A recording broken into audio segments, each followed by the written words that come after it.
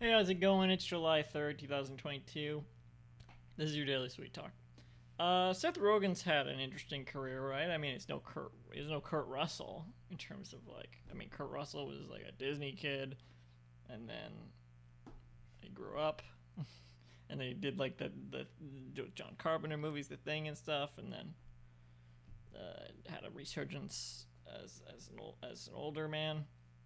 But Seth Rogen, so that's a crazy career. But Seth Rogen,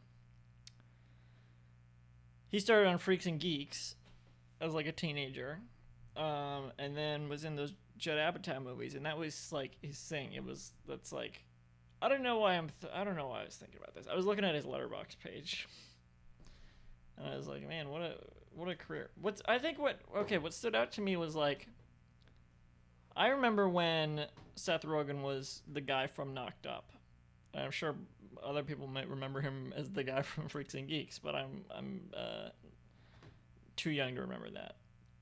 But I remember when he was the guy from Knocked Up, like the guy that you see on the poster and stuff. And I guess he was also in Superbad and stuff. I don't know. I never watched these. I've never seen these movies. He was in those. He was in like 40-Year-Old Version and Superbad and stuff, but minor characters, and I haven't seen these. So, but he was the poster for Knocked Up, you know. And then he did like Pineapple Express and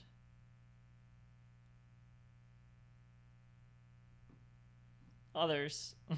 I can't remember the other like of those type of movies, but that was like his thing. He still does movies like this sort of. What was that one? Long Shot with him and Charlize Theron.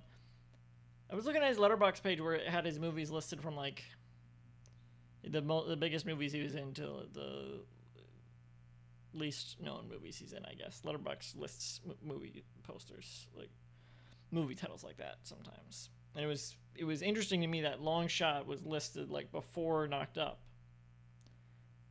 I guess because it's a more recent movie, like when people are actively using Letterboxd, and maybe everyone's going to go see that, whereas Knocked Up would only be rewatches, you know. So maybe that has something to do with it, probably. But still, it's surprising to me. Oh, Funny People was another thing he did. So he did like started doing movies like that. He had The Green Hornet, which was a flop, but that was like a big career move for him, and I wonder where his career would be now if that had been like a big hit. I don't know. But he's also, he still pops up in a lot of things as a big name, like in Long Shot or The Lion King, Chippendale Rescue Rangers. He had big voice roles in that. In those movies, I guess. Which I haven't seen either of those yet, but the live action Lion King, which was not good. I haven't seen it, but come on.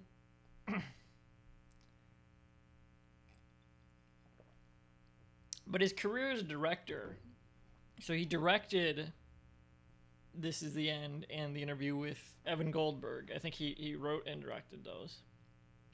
And I love This Is the End. I think it's a great movie. The Interview is also pretty fun. Loud Car, whatever. This City Sucks. And then he also directed a bunch of episodes and produced Future Man, Preacher, and I thought The Boys, but maybe that was just season 1. Maybe he's still a producer. I don't know. But that seemed like that was the next big project from them after Future Man and Preacher was The Boys. Another comic book adaptation, like Future Man. I mean, like Preacher was. And I watched every episode of Future Man and Preacher. I'm a big fan of their shows. I've not seen The Boys yet because I wanted to look at the comics first. Also, I didn't have Amazon. I don't know if I'm gonna check it out or what, but Seth Rogen has had a really successful TV producing and directing career. Kind of low key. I don't know. People don't talk about Future Man and maybe even Preacher that much. Future Man, I loved season 1 of Future Man. He was also starred in season 3 of Future Man. Future Man's great. You should check that out. I don't know. But I don't know. He's had an interesting career.